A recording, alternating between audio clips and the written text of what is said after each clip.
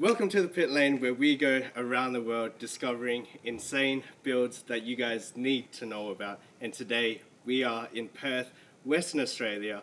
So let's see what we have found for you today.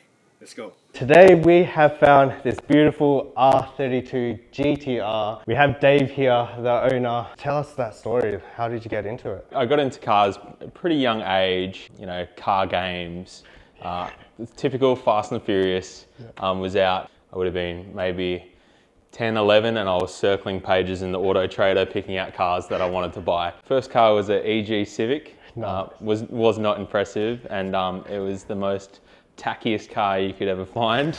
Stickers down the side, TVs, an Xbox, a PlayStation in there. I was around for that auto salon kind of era, and like being young and going to those shows at 9, 10, 11 years old, I just wanted to have one of those cars and build an auto salon car. Sold that, got a CRX, sticking with the Honda stuff. Nice. And I was into car stereo stuff at the time, really into car stereo stuff, so everything was around that. Yeah. Got the itch to want to go fast. So I thought I'll do a K-swap in the CRX. Umming and ahhing, and it wasn't that popular back then. And I was talking to my mum at the time, and I was like, that, or I could go get myself a 32 GT-R. And she was pretty on board for that, so I can't blame her because the Honda wasn't very cool. I was then on the hunt for a 32 GT-R. They were all rough. One of them even had like blood stains on the carpet, and the guy was telling me that he transports meat in it, and I was like, oh, this is not what I want. What kind of meat?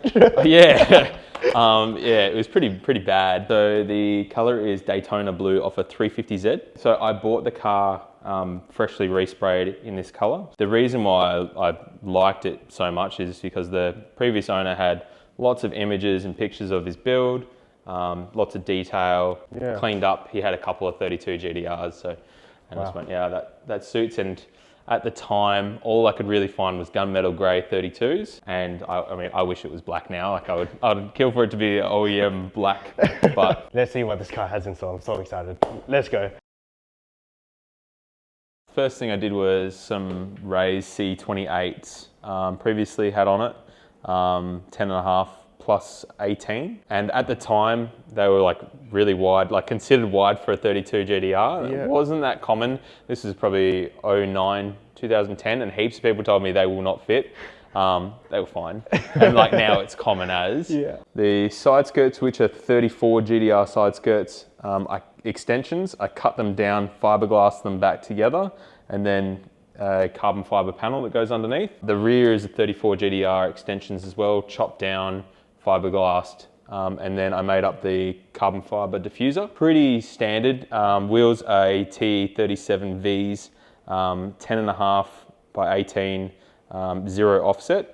Can't get super huge rubber on there, 265, 35. Other set of wheels, the RPF1 RSs, they're 10.5 plus 10, and they got 295s on them. Kind of itching for another set of wheels at this stage. I'm sure my wife will kill me if I come up with any more wheels. But I was very fortunate to get one the age I did, and when they were much cheaper than what they are now. It's something that I'll hold on to forever, and it will go to my kids. I've told my boys that they can have a car. I'm hoping that one of them will get a car soon. They're 9 and 7, but just trying to nudge the wife. My oldest boy's named Tommy after Tommy Mackinnon, and I had a Tommy Mackinnon Evo, sold it, $18,000, and now they're so much more.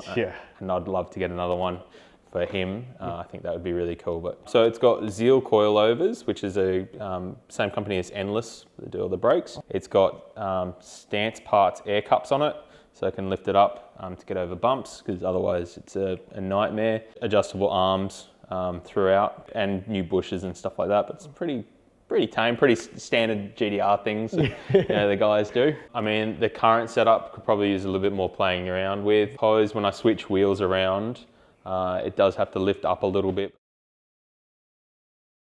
Let's go into the interior and let's see what he has in store. Back in 2010, I stripped it all out, took all the sound deadening out because, that extra 5 kilos would make it so much faster. We've got the Bride Gears 2 carbon Kevlar seats. The rear seat got retrimmed to match with the embroidery crazy.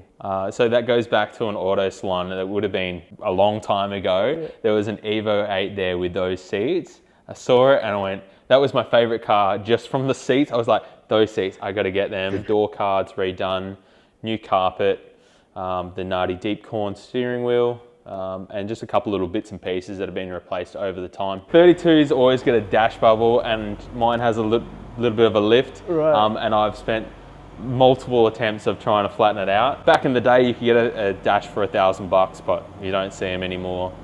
So it is, on the mind to whether to, retrim the dash and doors, maybe go Alcantara, just to change it up. Take us through this engine bay, this Mona Lisa of an engine bay. Like I said, originally it had twins. The engine cover itself has changed color, I think maybe 14, 15 times. The whole color scheme kind of works. Like it's candy yellow covers. It's a built 2.6, is nothing too crazy, especially in the GTR world. This is very, very tame. 720 horsepower. When I was younger, wanted to go fast. So, got the T51. That's probably not the best turbo to go fast, but back in the day, it was cool because everything I saw growing up was, TO4Zs and T51. So I was like, that is the dream and goes with, what I wanted growing up. So that's why I went down that path. It obviously makes the cool T51 noise. It's laggy as all hell.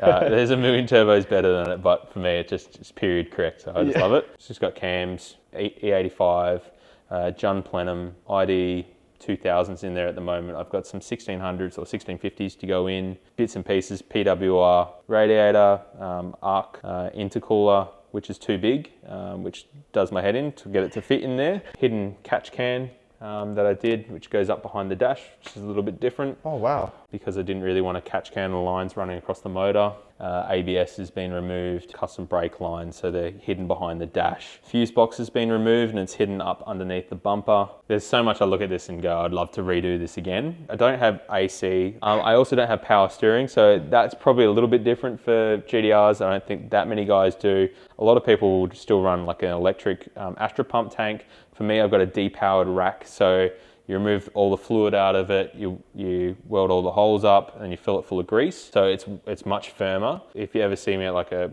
car park or a show trying to park, you would see the struggle that I go through. When you're moving and driving, it's awesome. I really like the feeling of it because it's just so firm and you really feel the road. Is that? Yeah, so just same kind of thing. When you're young, T51 is going to be so laggy. I better get nitrous to build boost. When it came to the boot, I stripped it all back, painted it all, did all the hard line, ran everything. Battery, which is tucked away down the side there, air tank, compressors behind it. It's on my to-do list to strip this back and kind of go again. Just trying to figure out what I would change and how I'd do it, because part of me is thinking maybe I might go not so much painted blue, to the body. I might actually go something with some subs and... Practical race car. Look at that. You run nitrous, air cups, and still have boot space.